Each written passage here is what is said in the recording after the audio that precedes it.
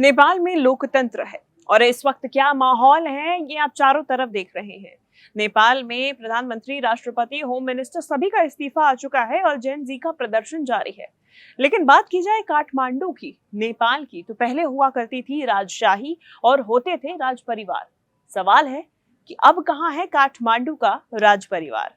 आज करेंगे इसी पे चर्चा। नमस्कार, मैं हूं शिवांगी द्विवेदी आपके साथ। नेपाल में क्या राजशाही की वापसी हो जाएगी, ये एक बड़ा सवाल है। देखिए, मार्च में राजशाही समर्थक प्रदर्शनों में भारी भीड़ उमड़ी और राजा वापस लाओ, देश बचाओ जैसे नारे लगाए गए। राजशाही के समर्थन में नारों के बीच प्रदर्शनकारियों ने ओली यानी कि केपी शर्मा ओली प्रधानमंत्री के इस्तीफे की मांग की। इस दौरान हुई हिंसा में 2 लोग मारे गए थे और सैकड़ों घायल हुए थे। नेपाल में जेन जी ने तख्ता पलट कर दिया है और अब सेना वहां मोर्चा संभाल चुकी है, लेकिन हालात अब भी सामान्य नहीं है। ऐसे में ये सवाल उठ रहा है कि नेपाल के लिए अब आगे की राह क्या है। हाल के समय में जिस तरह से नेपाल में राजशाही की वापसी की मांग लगातार उठाई जा रही थी, प्रदर्शन हो रहे थे, उसे देखते हुए ये भी माना जा रहा है कि नेपाल एक बार फिर से राजशाही के रास्ते पर लौट सकता है। इसके पीछे तर्क दिया जा रहा है कि नेपाल की राजधानी काठमांडू में बीते मार्च में ही राजशाही की वापसी और हिंदू राज्य की मांग को लेकर कई सारे विरोध प्रदर्शन हुए थे। नेपाल के पूर्व राजा ज्ञानेंद्र सिंह भी खासे सक्रिय दिखाई दिए। तो आइए जानते हैं कि नेपाल का शाही परिवार अभी कहां है और क्या कर रहा है। नेपाल में साल 2008 में राजशाही खत्म हो गई थी। इसके बाद से पूर्व राजा ज्ञानेंद्र शाह एक आम नागरिक की तरह ही देश में रह रहे हैं।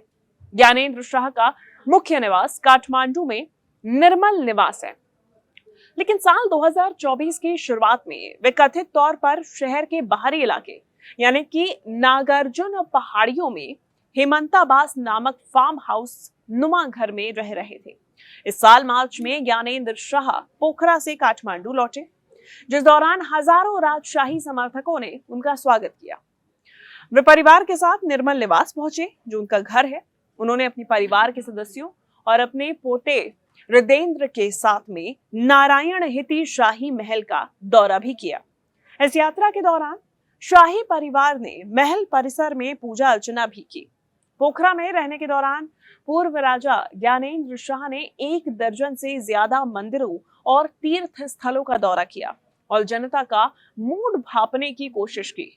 माना गया कि ज्ञानेंद्र शाह नेपाल की राजनीतिक परिदृश्य में वापसी करना चाहते हैं। इतना ही नहीं, राष्ट्रीय प्रजातंत्र पार्टी यानी कि आरपीपी भी राजशाही की वापसी और नेपाल में सत्ता परिवर्तन की मांग का समर्थन कर रही है।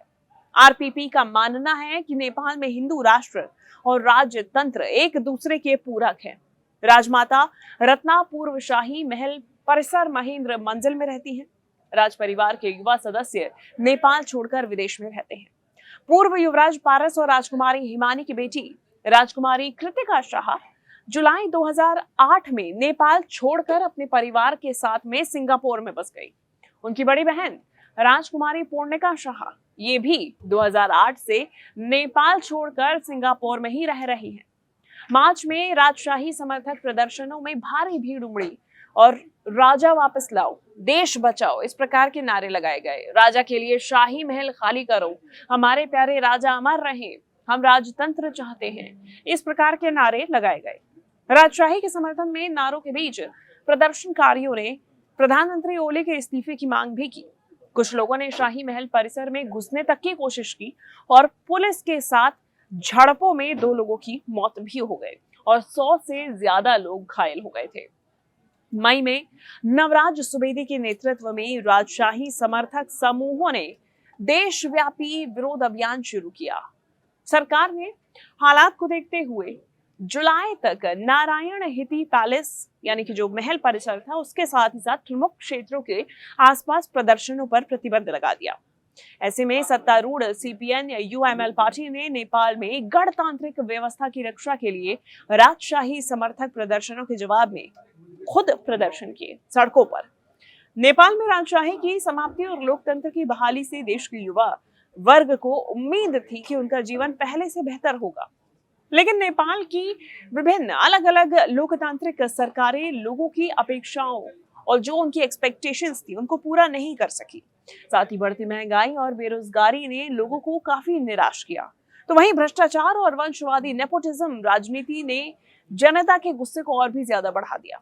हाल ही में जैसे ही नेपाल सरकार ने सोशल मीडिया प्लेटफॉर्म्स पर प्रतिबंध लगाने का ऐलान किया, वैसे ही लोगों का गुस्सा फूट पड़ा और युवा वर्ग सड़कों पर उतर आया।